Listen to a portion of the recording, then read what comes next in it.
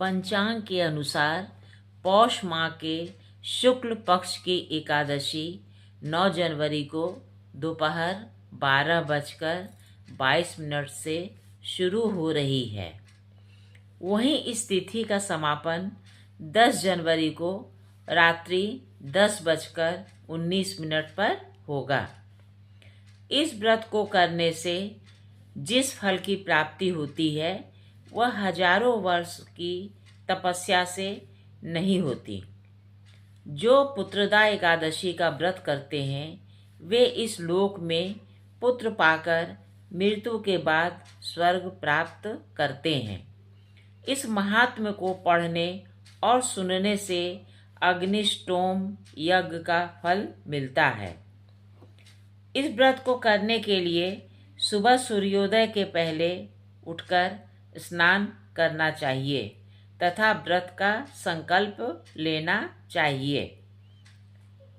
इस दिन विष्णु और लक्ष्मी की पूजा करना चाहिए तथा गरीबों को यथाशक्ति दान देना चाहिए। इस व्रत का श्रेष्ठ फल मिलता है। अगर आपको धन चाहिए तो आप विष्णु भगवान की पूजा करें। लक्ष्मी जी शीघ्र ही आपके पास दौड़ी चली आएंगी।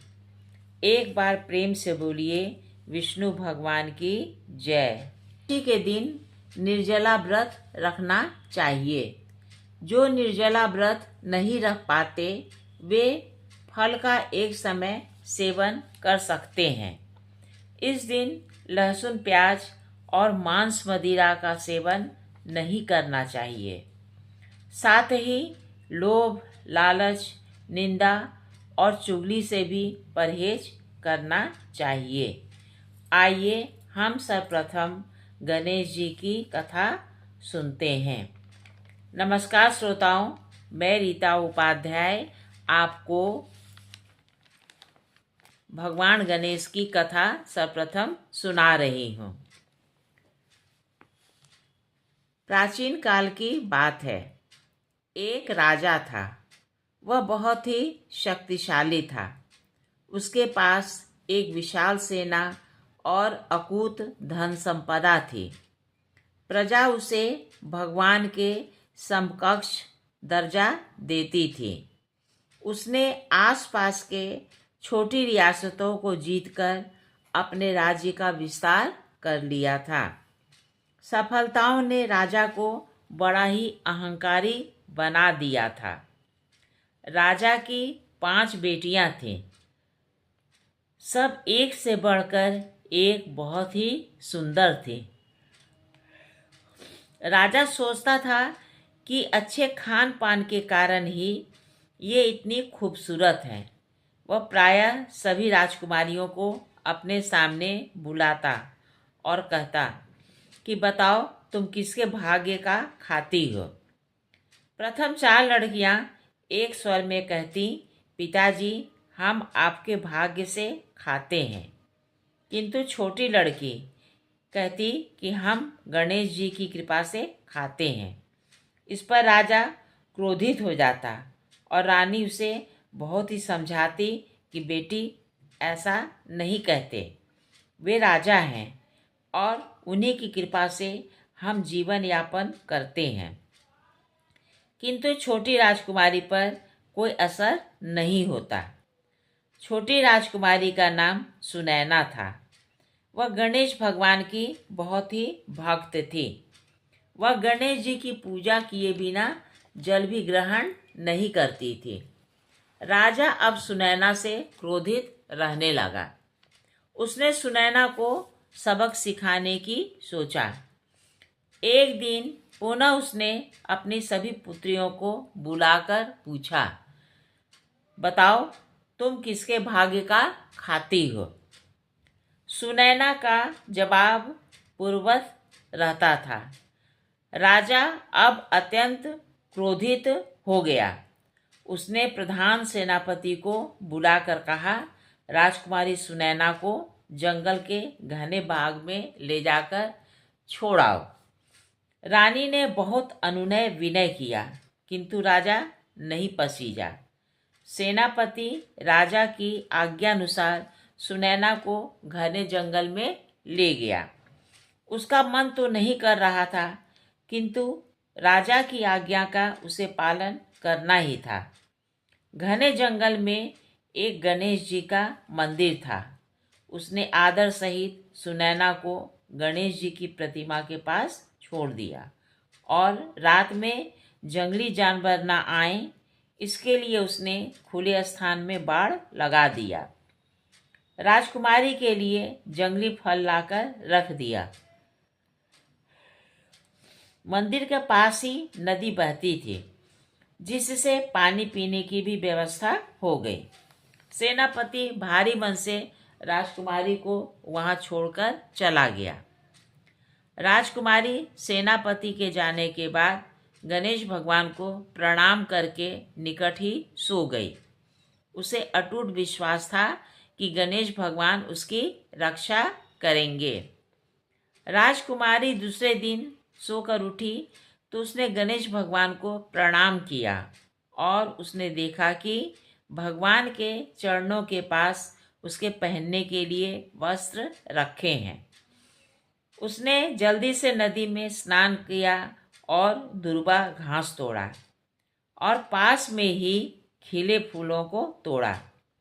गणेश जी के पास के स्थान की साफ सफाई की। उसने गणेश जी की पूजा कर स्तुति की और जंगली फलों का भोग लगाया।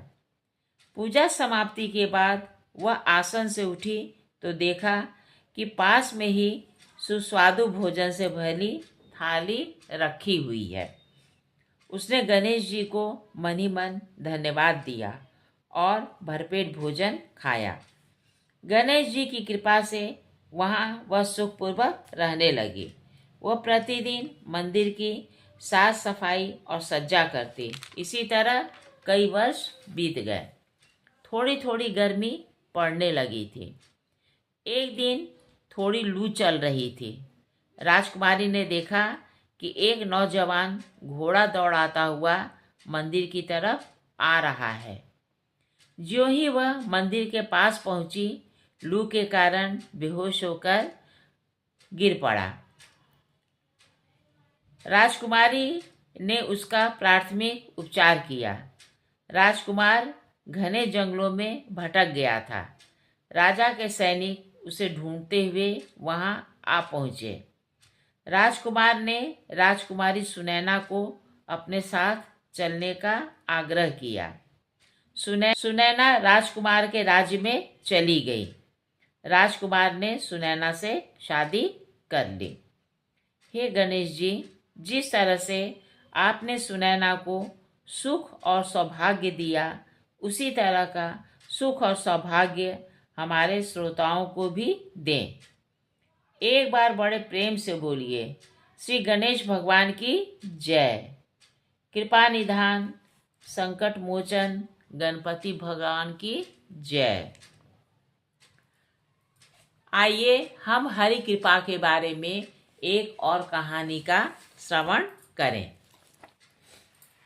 कहानी श्रवण करने के पहले हम विष्णु भगवान का जयकारा लगाएं।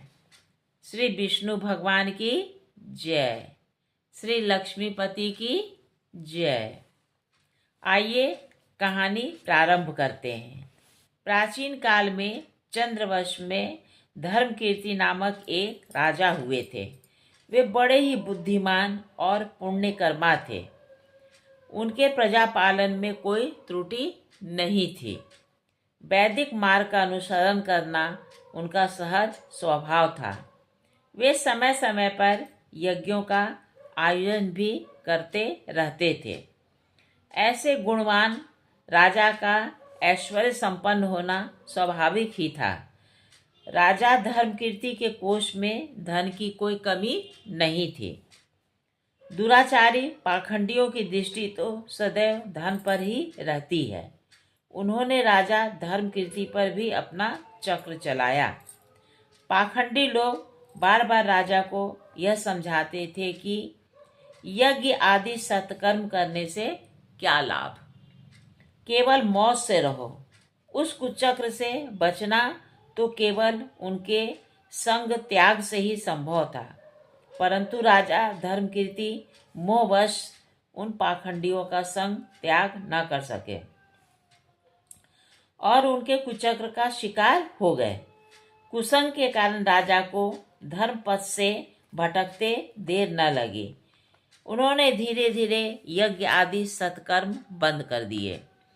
पाखंडियों के दुसंग से राजा की पाप कर्मों के प्रति घृणा नष्ट हो गई और अंत में वे पाप कर्मों में रत रहने लगे। राजा की देखा देखी प्रजा में भी अधर्म की वृत्ति बढ़ने लगी। राजा धर्मकीर्ति कई प्रकार के दुर्व्यसनों के शिकार हो गए, जिसमें से एक मृगया का दुर्व्यसन भी था। एक दिन आखेट के समय धर्मकीर्ति अपनी सेना से बिछुड़कर अकेले ही जंगल में भटक गए। भटकते भटकते वे नर्मदा के तट पर पहुँचे और नदी के निर्मल जल में प्रवेश कर उन्होंने अपनी थकान दूर की। संध्या हो गई थी और अंधेरा होने लगा था, अतः राजा भय से आगे नहीं बढ़े और वहीं नर्मदा के तट पर विश्राम करने लगे। संयोगवश उस दिन एकादशी तिथि थी। नर्मदा तटवासी जन एकादशी व्रती थे। वे लोग वहीं नर्मदा के किनारे रात्रि जागरण के लिए एकत्र हुए। दिन भर राजा के नेत्रों में नींद नहीं थी। वे भी तटवासियों के साथ रात्रि जागरण में सम्मिलित हो गए और रात्रि भर भजन कीर्तन में लगे रहे। राजा धर्मकीर्ति भूख की व्यथा न सहन कर सके, जिससे प्रातःकाल होते होते उनके प्राण पखेरु उड़ गए। उनके भाग्य में यही लिखा था। प्राणों के प्रयाण करते ही धर्मकीर्ति को यमदूतों ने आ घेरा और उन्हें यमराज के पास ले गए। विधान की लेखा रखने वाले चित्रगुप्त ने बताया, देव, यद्यपि राजा धर्मकीर्ति ने बहुत से पाप कर्म किए हैं, परंतु अंतिम दिन इन्होंने एकादशी के उत्तम व्रत का पालन करके रात्रि भर जागरण करके भजन कीर्तन करते हुए प्राणों का त्याग किया है। अतः इनके सभी पापों का क्षय हो गया है। पापों के क्षय वाले व्यक्ति का यमलोक में क्या काम, वह तो उत्तम लोक का भागी होता है।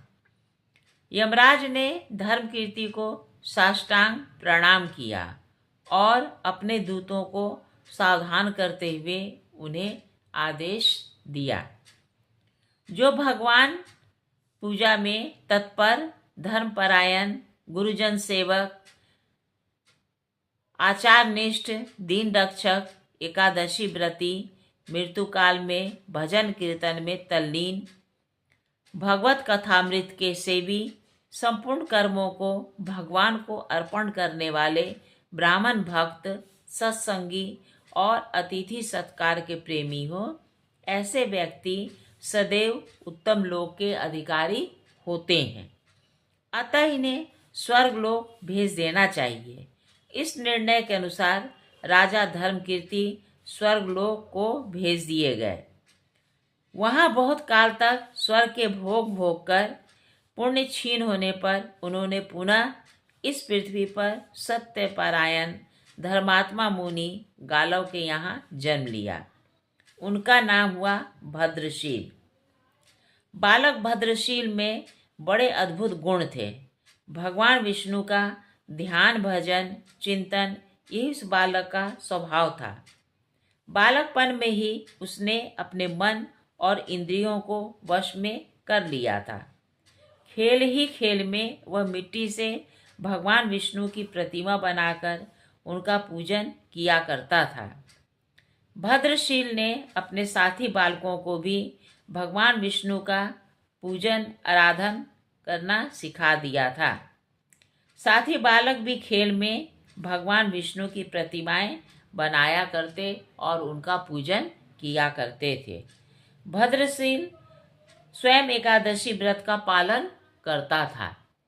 अतः उसकी देखा देखी उसके साथी बालक भी एकादशी व्रत पालन करना सीख गए थे। भद्रशील शास्त्र निषिद्ध कर्मों से सदैव दूर रहता था। उसके किसी में ममता आसक्ति थी ही नहीं, अतः वह सुख दुख आदि द्वंद्वों से रहित था। भद्रशील अपने आचरण से कभी किसी को भी दुख नहीं देता था। वह सर्वदा दूसरों के हित संपादन का ही ध्यान रखता था। उसमें विलक्षण गुण थे। उसकी प्रार्थना ही ऐसी होती थी, प्रभु आप विश्व के सभी प्राणियों का कल्याण करें। जैसा भद्रशील का नाम था वैसे ही इसमें गुण भी थे और उसकी भगवत भजन ध्यान की तत्परता प्रेरणादायक थी। भद्रशील के शैशव काल के मंगलमय चरित्र ने सभी को विस्मय में डाल रखा था। यहाँ तक कि उसके पिता मुनि गालव भी अपने बालक के चरित्र से विस्मित थे। ऐसा पावन चरित्र महापुरुषों की सेवा से ही तो सुलभ हो सकता है, परंतु मुनि गालव ने कभी भी भद्रशील को महापुरुष की सेवा करते नहीं देखा था। मुनि गालव अपने इस पहेली को सुलझा नहीं सके थे और अंत में उन्होंने बालक को बड़े ही प्यार से पूछा, वत्स तुम्हें यह योगी दुर्लभ बुद्धि कहाँ से और कैसे प्राप्त हुई? बालक भद्रशील अपने आदरणीय पिता से यह रहस्य नहीं छिपा सके। वे जातिस्मर तो थे ही। उन्होंने अपने पूर्व जन्म के राजा धर्म कीर्ति होने का पूरा विवरण अपने पिताजी से कह सुनाया कि किस तरह से वे दुसंग में पड़कर भ्रष्ट हुए और पुनः एकादशी व्रत एवं मृत्यु के समय भजन कीर्तन करने से पाप योनि से मुक्त होकर इस योनि को प्राप्त हुए हैं। बालक भद्रशील ने अपने पिता से शास्त्रोचित पूजन के विधि विधान का अध्ययन किया। मुनि गालव ऐसे योग्य बालक को पाकर अपने जीवन को सार्थक मानते थे। भगवत भक्त भद्रशील ने अपने संपूर्ण कुल को पवित्र कर दिया। तो यह है एकादशी व्रत की महिमा। इस दिन जो भी व्यक्ति एकादशी व्रत की महिमा का श्रवण करता है और पूजन करता है उसे विष्णु का सानिध्य प्राप्त होता है। वह विष्णु का पार्षद हो जाता है तथा स्वर्गलोक को प्राप्त करता है। एक बार फिर से बोलिए, विष्णु भगवान की जय, श्री लक्ष्मीपति की जय। कहिए श्रोताओं, आपको यह कहानी कैसी लगी? अगर अच्छी लगी हो तो एकादशी का दान समझकर ही लाइक और सब्सक्राइब कर दीजिएगा। धन्यवाद। नमस्कार।